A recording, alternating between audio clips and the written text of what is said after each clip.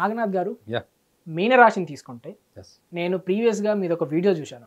Okay మీనరాశి అనగానే గుర్తొచ్చేది చేప. ఎస్ చేప నీటిలో ఉన్నంతసేపే దాని జీవనం. అవును ఒక్కసారి ఒడ్డుకు వచ్చిందంటే అది అసలు సర్వైవ్ కాలేదు, బతకలేదు. అవును సో ఈ మీన రాశి వాళ్ళకి ఈ చేప స్టోరీ ఎట్లా లింక్ అవుతుంది? ఓకే పర్సనల్ అండ్ స్పిరిచువల్ లైఫ్ని వాళ్ళు బ్యాలెన్స్ చేయగలరా? Yeah. అండ్ తర్వాత రాబోయే సూర్యగ్రహణం రోజు వీళ్ళకి మీరిచ్చే సజెషన్స్ ఏంటి? షూర్ వివేక్, మీరు అన్నారు కదా first thanks for watching that video. ఒకవేళ వీడియో చూడకపోయింటే అసలు ఇవాళ డౌట్ వచ్చేది అది.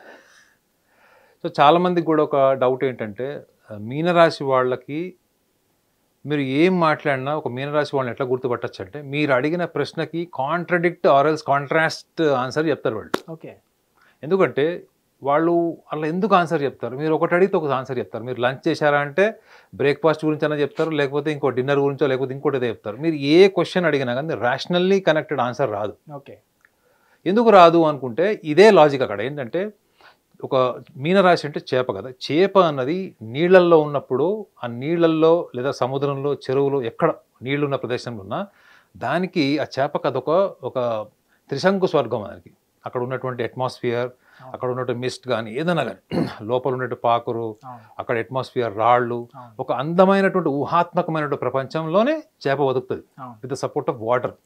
అది దాని జీవితం.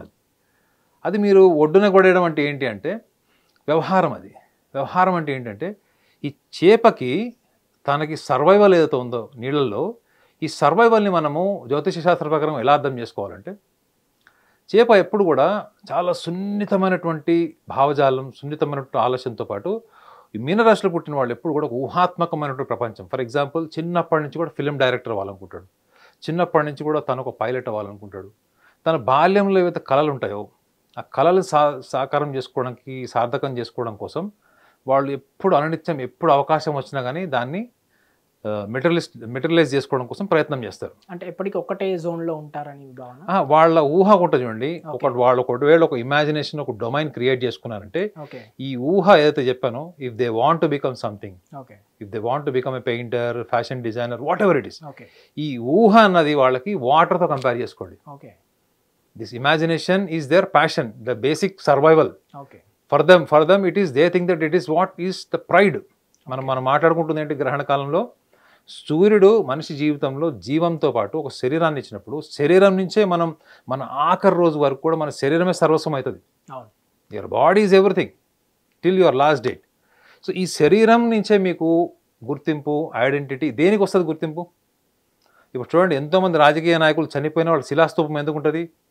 అది గుర్తింపు. ఒకటి ఏంటంటే వాళ్ళు చేసిన సర్వీసెస్ గుర్తు చేసుకోవడానికి, రెండోది ఏంటంటే there is an identity of the body, right? ఒక శిలాస్తూపం అంటే బాడీ అది. సో ఆ వ్యక్తి ఏం చేశాడు అంటే ఫస్ట్ అతని శరీరం చూడాలి. అతను ఎలానో చనిపోయాడు కాబట్టి అతని స్తూపం చూస్తాం. So the body is very important. So మీనరాశి వాళ్ళకి వాళ్ళ ఊహ ఏదైతే ఉంటుందో ఆ ఊహనే వాళ్ళకి ఆ జీవం ఏంటి, వాళ్ళ ఊహమే, వాళ్ళ ఇమాజినేషనే వాళ్ళకి ఒక survival of the water environment. అది మీరు బయటపడేయడం అన్నారు అంటే ఏంటి, ఒడ్డున పడేస్తారు. ఒడ్డున పడేయడం అంటే ఏంటి, బయట ప్రపంచంలో అంటే వాళ్ళ ఇష్టానికి విరుద్ధమైంది, వాళ్ళ ఊహకు విరుద్ధమైంది ఏంటి. ఇప్పుడు వాడు ఒకటి చేయాలనుకుంటారు జీవితంలో, దానికి విరుద్ధమైన పని ఒకటి చేస్తున్నాడు. ఈ విరుద్ధమైన పనినే వాళ్ళకి నరకం. అదే వాళ్ళ మెటీరియలిస్టిక్ లైఫ్. అర్థమైందా? ఒకటి బయట బతకాలి అంటే మీరు ఏదో ఒకటి చేయాలి. ఇప్పుడు మీరు ఒక ఫ్యాషన్ డిజైనర్ అవ్వాలనుకున్నారు, లేకపోతే పైలట్ అవ్వాలనుకుంటారు, ఆర్థిక స్తోమత లేదు, ఏం చేస్తారు? మీరు స్విగ్గీలో పనిచేస్తారా, జొమాటోలో పనిచేస్తారా, లేకపోతే పానీపూరి సెంటర్ పెట్టుకుంటారా? ఇవన్నీ ఏంటి, సర్వైవల్. మీరు బతుకు తెరువు కోసం రోజు రోజు జీవితం గడపాలి, కుటుంబం గడవాలి అనుకున్నప్పుడు మీరు కాలంతో పాటు పరిగెత్తక తప్పదు. ఈ కాలంతో పరిగెత్తడం అన్నదే వాళ్ళని ఒడ్డున పడేయడం లాంటిది. సో వాళ్ళ జీవిత కాలం కూడా ఇష్టపడకుండా బతికేది ఏంది, materialistic life. Okay, survival life. అలా అని చెప్పి ఈ మెటీరియలిస్టిక్ లైఫ్లో వాళ్ళు ఏమన్నా ఇంటెలిజెన్స్ యూజ్ చేయరు, వాళ్ళు దానికి పనికిరారు, దాన్ని కరెక్ట్గా ఛేదించలేదు అనుకుంటే మాత్రం రాంగ్ అది. సో చేపకి అంటే మీనరాశి వాళ్ళకి వాళ్ళ ఊహ ఎంత గొప్పదో, వాళ్ళ ఊహ ఎంత ఇష్టమో, సర్వైవల్కి వచ్చేటప్పటికి ఆ సర్వైవల్లో కూడా వాళ్ళు మాస్టర్స్ అవుతారు. చూడండి, materialistic life and as well as their passion or maybe the higher dimension of life, a creative life. Creative life అంటే కూడా స్పిరిచువల్ లైఫ్. ఓకే, ఈ రెండింటిని బ్యాలెన్స్ చేసేటువంటి మెంటల్ కెపాసిటీ వాళ్ళకి అనుభవంతో వస్తుంది. అందుకే చూడండి, మీనరాశి వాళ్ళకి జీవితంలో ఒక 30 ఏళ్ళు 28 ఏళ్ళు 30 ఏళ్ళు వచ్చే వరకు కూడా వాళ్ళకి డబ్బు సేవ్ చేసుకోవడానికి రకరకాల ప్రణాళికలు వేయడం, రాజకీయపరమైన కుట్రలు వేయడం ఇవి రావు. మీరు ఒక మీనరాశి వాళ్ళతో కూర్చొని ఒక 2 గంటలు మాట్లాడితే వాళ్ళ గురించి మీరు కొత్తగా తెలుసుకోవాల్సింది ఏమి ఉండదు. They are transparent and open books. ఇదే వాళ్ళ సమస్య ఏంటంటే వాళ్ళకి బతకడం రాదు, బయట ప్రపంచంలో నలిగిపోయి చాలా రకాల దెబ్బలు తిని నమ్మి మోసపోయే వాళ్ళు మీకు 99% మంది మీనరాశి వాళ్ళు ఉంటారు.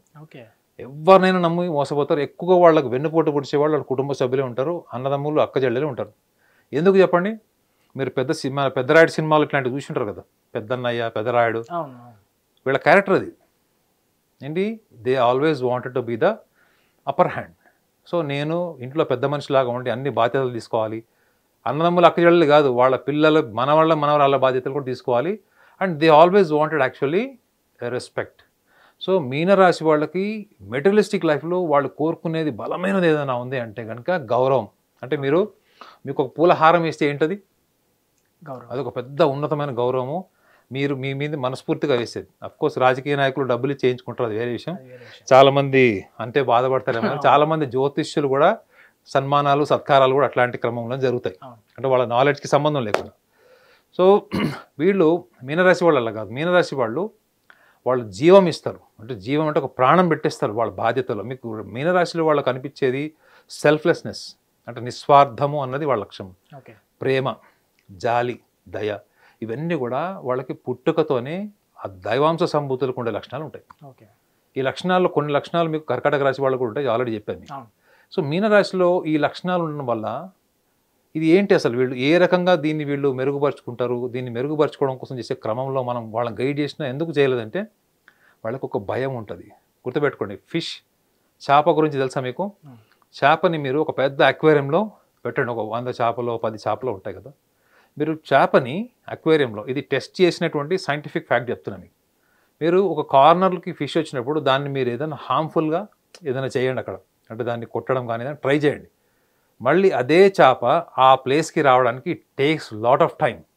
చూడండి, ఉన్నదే అక్వేరియం ఇంత, మీరు ఎక్కడైతే దాన్ని హార్మ్ చేస్తారో డ్యామేజ్ చేయడానికి ట్రై చేశారో ఆ ప్లేస్కి it takes lot of time to come back and stay there comfortably.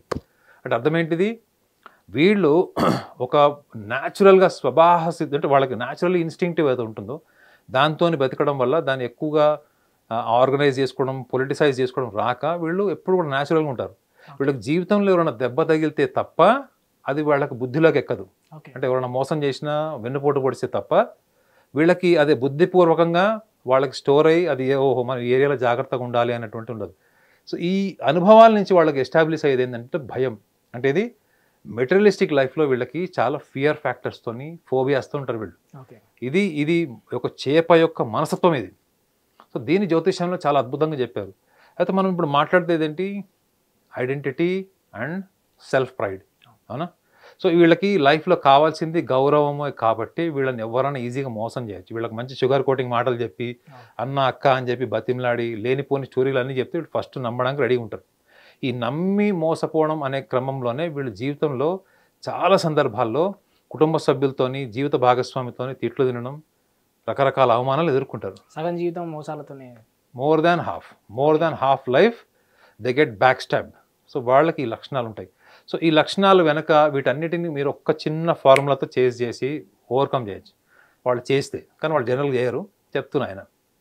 మీరు ఎదుటి వ్యక్తుల దృష్టిలో లేదా ఎదుటి వ్యక్తులకి వాళ్ళను గౌరవించాలి, వాళ్ళను చాలా ఉన్నతంగా చూడాలి అనే ఆలోచన తీసేయడం. మీరు చేసే పనిలోనే మీకు గౌరవం వస్తున్నప్పుడు గౌరవం it should not be the different faculty. Right? If I'm performing well, people will appreciate. Why should I speak something people to appreciate? అవునా కదా? ఇప్పుడు నేను నా నాలెడ్జ్ షేర్ చేస్తున్నాను, మీకు ఏ బుక్స్లో కూడా ఈ నాలెడ్జ్ కనపడదు, మీకు ఈ బుక్స్లో ఉండవు ఇవన్నీ, నేను రీసెర్చ్ చేసిన ఇన్ఫర్మేషన్ చెప్తున్నాను. కానీ మనకు రొటీన్గా ఉండేది ఏంటి, మనం ఏం పరిహారం చేసుకోవాలి, మనం ఏ గ్రహణ కాలంలో ఇలా ఉండాలి అలా ఉండాలని చెప్తున్నారు. అవన్నీ కూడా నిజంగా మనిషి జీవితంలో ఎంతవరకు ఇప్పుడు పరిహారాలు పాటిస్తారు గ్రహణ కాలంలో అవన్నీ. సో మనిషి ఎక్స్పెక్టేషన్ ఏముంటుంది, ధర్మబద్ధంగా మనం చేసే దానివల్ల మనకి ఏదైనా ధనలాభం జరుగుతుందా, ఆర్థికంగా ఎదుగుతాం అనుకుంటుంది. సో కానీ నిజంగా సైన్స్ ఏం చెప్తుంది, సైంటిఫిక్ ఫ్యాక్ట్ ఏంటంటే మీరు ధర్మబద్ధంగా చేసేవి, సాంప్రదాయాలు పాటించేవి, దానివల్ల మీరు ఆర్థికంగా ఎదిగితే ప్రపంచ దేశాల్లో ఎన్నో దేశాలు ధార్మికంగా ధర్మబద్ధంగా ఉన్నప్పటికీ కూడా అవి ఆర్థికంగా ఎదగలేదు. Okay, that is an evidence, that is scientific evidence. So కానీ ధర్మబద్ధంగా మనం చేసేది ఏంటి? What is righteousness? ధర్మం అంటే righteousness. What is right, what is wrong? ఈ రైటీషియస్నెస్ ఏదైతే మనం ప్రాక్టీస్ చేస్తామో దానివల్ల మన ఆలోచన విధానంలో ఒక సరళత్వము, ఒక ఎన్హాన్స్మెంట్, ఒక డెవలప్మెంట్ జరుగుతుంది. ఈ డెవలప్మెంట్ జరగడం వల్ల ఏమవుతుందంటే మన జీవితంలో ఎన్ని రకాల ఒడిదుడుకులు వచ్చినా, ఫెయిల్యూర్స్ వచ్చినా మన స్థితప్రజ్ఞత, మన బ్యాలెన్స్ కోల్పోకుండా ఉంటాం. Actually we follow all the rituals and dharma only to attain the balance. The balance of life is more important than successful life and the pride. This is more important. ఇది ఇప్పుడు ప్రపంచవ్యాప్తంగా అందరూ ఆధ్యాత్మిక గురువులు చెప్తున్నారు, వదిలేయండి సక్సెస్, దేనికి పనికిరాదు. Most successful people are depressed. Most successful people have attempted suicide and many people have killed themselves. So what is the importance of identity? What is the importance of success? It's a part of life, and when you are performing with a great grace and you are completely involved with your work, success follows, money follows. So ఇది మీనరాశి వాళ్ళు ముఖ్యంగా గమనించాల్సింది.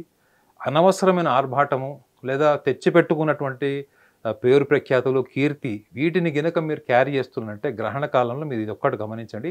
ఇది నేను second రాశికి చెప్తుంది ఏంటంటే గ్రహణంతో సంబంధం లేకుండా 365 రోజులు మీరు పాటించాల్సింది ఏంటంటే unwanted respect, unwanted what you call honour. జీవితంలో దేనికి పనికిరాని కీర్తి ప్రతిష్టల్ని మీరు ఫస్ట్ రోజు ఆచమనంలో వదిలేస్తాం చూడండి, అట్లా వదిలేస్తే మీరు కోరుకున్న గుర్తింపు కన్నా, మీరు కోరుకున్న గౌరవం కన్నా గొప్పది మీరు సాధిస్తారు. ఎందుకంటే మీకు ఆ లక్షణం డిఫాల్ట్ బై బర్త్ మీ రాశి వాళ్ళకు ఉంది కాబట్టి. చిన్న ప్రయత్నం వాళ్ళు చేస్తే వాళ్ళ జీవితంలో ఒకటి మనశ్శాంతితో ఉంటారు. వీళ్ళని వెన్నుపోటు పొడిచే వాళ్ళని గుర్తిస్తారు. వీళ్ళని మోసం చేయడానికి వీళ్ళు వేసుకున్న ట్రాక్స్ అన్ని కూడా క్లియర్ అయిపోతాయి.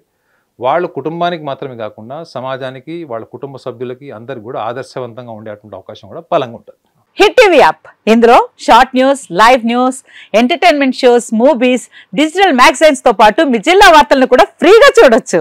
ఇంకెందుకు ఆలస్యం, వెంటనే హిట్ టీవీ యాప్ ని డౌన్లోడ్ చేసుకుని ఫ్రీగా ఎంటర్టైన్మెంట్ పొందండి. Hit TV app, hit TV app, please download hit TV app. Hit TV app ని ఫ్రీగా డౌన్లోడ్ చేసుకుని ఎంజాయ్ చేయండి. మీకు నచ్చిన ఎంటర్టైన్మెంట్ కోసం హిట్ టీవీ యాప్ ని ఫ్రీగా డౌన్లోడ్ చేసుకుని ఎంజాయ్ చేయండి. హిట్ టీవీ యాప్ ని డౌన్లోడ్ చేసుకుని ఆస్వాదించండి, ఆశీర్వదించండి. ఇంతమంది సెలబ్రిటీలు హిట్ టీవీ యాప్ ని డౌన్లోడ్ చేసుకోండి అని చెప్తున్నారంటే ఎంత మంచి యాప్ ఆలోచించండి. అమెరికా అమెరికా అమెరికా అమెరికాలో చదవాలనుకునే వాళ్ళకి విశ్వసనీయమైన పేరు మన శౌర్య కన్సల్టెన్సీ. UK లో 1 year masters, UK లో 1 year masters, 2 years work permit up to 5 years visa. Contact Saurya Consultancy. Contact 89851 89851.